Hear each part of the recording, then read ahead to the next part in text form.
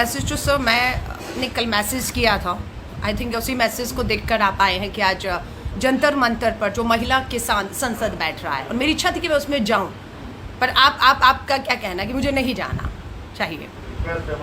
आप रिक्वेस्ट कर रहे हैं और मैं अगर रिक्वेस्ट नहीं मानूं तो ये गैर कानूनी तो नहीं होगा? हाँ, नहीं, इंडिविजुअली आप मुझसे कर सकते हैं और मैं उसका रिस्पेक्ट भी करती हूँ, पर मेरी इच्छा थी कि हमारी 200 महिलाएं, हमारा जो कृषि कानून आपको मालूम ही है, उसको लेकर 8 महीने से आंदोलित हैं, 500 किसान अपने शहीद हो चुके हैं और आज महिलाएं जंतर मंतर पर हैं। नहीं, मेरे जाने से लॉ एंड ऑर्डर कैसे खराब होगा? मैं तो कानून की सबसे ज़्यादा मानने वाली हूँ, कभी 27 साल की राजनीति में कानून नहीं तोड़ा और आज भी कभी कोशिश नहीं है। हमारी कोशिश ही रहती है कन्विंस कर सकते हैं, उसे कन्विंस करना, हम आपको मना सकते हैं। नहीं, आप मुझे रिक्वेस्ट कर रहे हैं, पर मैं यही कह रही हूँ, अगर मेरी आपसे रिक्वेस्ट हो कि मुझे जाने दीजिए जंतर मंतर में, कुछ नहीं, सिर्फ महिलाओं जो हमारी देश भर की किसान आई हैं अपनी आवाज़ को उठा रही है, दूसरी तरफ संसद भी चल रहा है, हम चाहते हैं कि वो जंतर मंतर की आवाज़ जो सर्वोच्च संसद है वहाँ पर उठे। तो बढ़िया हमारे लिए। नहीं, अगर जाऊंगी तो आप मुझे रोकेंगे? मैं सिर्फ ये पूछ रही हूँ आपसे, आप रोकेंगे? आप नहीं जाने देंगे तो आप सब मुझे नहीं जाने देंगे। साथियों, अपने घर पे हूँ। आज 26 जुलाई को किसान संगठनों ने जो है घोषणा की थी कि वो जो है जंतर मंतर पर 200 महिला किसान आज अपनी संसद बुलाएंगी, उस पर किसान बिलों पर चर्चा करेंगी, न्यूनतम समर्थन मूल्य कानून पर मांग उठाएंगी और वो मांग देश की संसद चल रही है वहाँ उठेगी।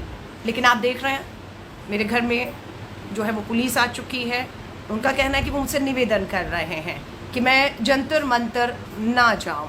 मुझे समझ नहीं आ रहा है कि इस लोकतंत्र में अगर मैं जंतर मंतर पहुंचती हूं तो कौन सी कानून व्यवस्था में जो है वो सबसे बड़ा उसका उल्लंघन होता है। मैं कोई कानून नहीं समझ पा रही कि किस कानून के तहत देश की जो सरकार है, क्योंकि दिल्ली पुलिस मुझे मालूम है अगर उनका सहयोग ना होता तो आज किसान जंतर मंतर पर ना होते। आज किसान जंतर मंतर पर, इसलिए दिल्ली पुलिस कमिश्नर साहब आपका धन्यवाद करती हूँ, आपका धन्यवाद करती हूँ कि दिल्ली पुलिस कमिश्नर ने किसानों को, अन्नदाताओं को बेशक 8 महीने बाद इजाज़त दी और वो जंतर मंतर पर आकर अपनी संसद कर पा रहे हैं। लेकिन हमारे जैसे लोग दिल्ली के नागरिक हैं, किसान नहीं हूँ लेकिन उस अन्नदाता की कर्जदार ज़रूर हूँ, उसका अन्न खाती हूँ। मैं ही नहीं, इस तालेबंदी में जिस 80 करोड़ लोगों को देश की केंद्र की सरकार मुफ्त राशन के दावे कर रही है, वो भी इसी अन्नदाता के दम पर वो दे पा रही है, उसे समझना होगा। और आज उस अन्नदाता का कर्ज उतारने के लिए इच्छा थी कि दिल्ली के जंतर मंतर पर बैठे हुए हैं। 500 से ऊपर किसान शहीद हो चुके हैं, 8वां महीना चल रहा है, संसद चल रही है। क्यों नहीं हमारे प्रधानमंत्री जी एक दिन का संसद सत्र पूरी तरह हमारे अन्नदाताओं को समर्पित कर देते? क्यों नहीं पूरा एक दिन हमारे इन 3 कृषि कानूनों पर चर्चा होने देते? कौन रोक रहा है? कौन रोक रहा है आपको? मोदी जी, हम जानते हैं जिनके लिए आप ये कानून लाए हैं वही आपको रोक रहे हैं कि ये नहीं होना चाहिए। देखते हैं, दिल्ली पुलिस मेरे घर पर आकर बैठी हुई हैं, मुझे रोक रहे हैं। अब हम बात करेंगे, बातचीत से रास्ता निकालेंगे, या तो यूं ही देखते हैं एसएचओ साहब अपनी टीम के साथ कब तक मुझे यहाँ बिठाए रखते हैं, या बीच का कोई रास्ता निकलता है, मैं वहाँ जा पाऊँ या नहीं जा पाऊँ। पर मैं आप सबसे निवेदन करती हूँ, महिला किसानों से कहूँगी, हम चाहे घरों में इस तरह से कैद हो गए हों, लेकिन इस बात का भरोसा रखिएगा कि हम आपके साथ, आपकी मांगों के साथ पूरी ताकत बनकर खड़े थे। राहुल गांधी जी के नेतृत्व में खड़े हैं और खड़े रहेंगे। संसद के अंदर राहुल गांधी जी के नेतृत्व में कांग्रेस के सांसद आपकी किसानों की लड़ाई को लड़ रहे हैं, और बाहर से हमारे जैसे लोग भी आप किसानों के अन्नदाताओं के साथ ताकत बनकर खड़े हुए हैं।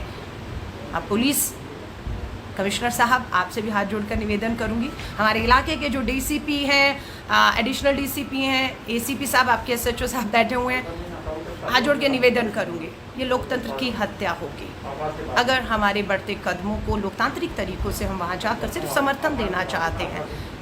ये पूरा आंदोलन 8 महीने बिल्कुल हिंसक नहीं रहा, गांधीवादी तौर तरीकों से ये आंदोलन आगे बढ़ रहा है और यही लोकतंत्र की असली ताकत है कि इस देश में लोकतांत्रिक तरीकों से, गांधीवादी तरीकों से अगर कोई भी आवाज़ उठे उसे दबाने की कोशिश नहीं करनी चाहिए। तो मैं दिल्ली पुलिस के मनाने की कोशिश करूँगी कि आप मुझे यहाँ से जंतर मंतर जाने दें। अगर नहीं भी जाने दिया तो मैं आप सभी साथियों को कहूँगी, पूरी की पूरी कांग्रेस का समर्थन किसानों के साथ है।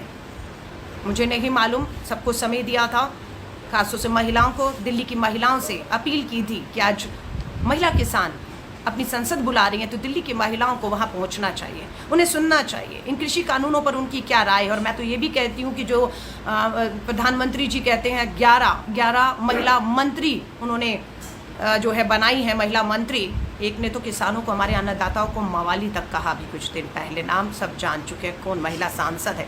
लेकिन उन महिला सांसदों से कहूँगी, मंत्री हैं आप, आइए ना, आइए जंतर मंतर पर, आप पक्ष रखिएगा, हमारी महिला किसान अपना पक्ष रखेंगी और इस पे जो चर्चा होगी उसे हमारे जैसे लोग जो ना किसान महिला हैं और ना संसद की सांसद है ना मंत्री हैं सुनेंगी और यही लोकतंत्र को मजबूती देगा। लेकिन ये जो तरीके हैं, ये जो तरीके हैं, मैं माफ़ी चाहूँगी, इन तरीकों से देश का लोकतंत्र नहीं चलेगा। ये आवाज़ें ताकत, सत्ता के दम पर आप कुचल नहीं सकते हैं, मेरा निवेदन है। बहुत से साथी कह रहे हैं कि मुझे जाना चाहिए, लेकिन मैं चाहती हूँ कि मैं कानून के दायरे में रहते हुए पुलिस की इजाज़त के साथ जाऊँ, अगर जाऊँ तो, वरना जोर ज़बरदस्ती से क्या हासिल होगा ये आप भी जानते हैं, मैं भी जानती हूँ कि कुछ हासिल नहीं होगा। बीच के रास्ते निकालने की कोशिश है। बहुत एक अच्छे माहौल में हमारे एसएचओ साहब का और उनकी पूरी टीम बैठी हुई है, बातचीत कर रहे हैं, कोशिश कर रही हूँ रास्ते निकलेंगे।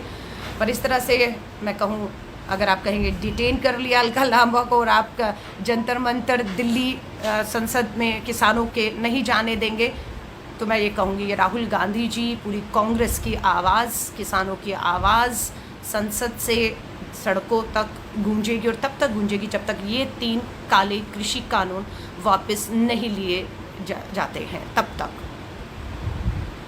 जय हिंद, जय भारत।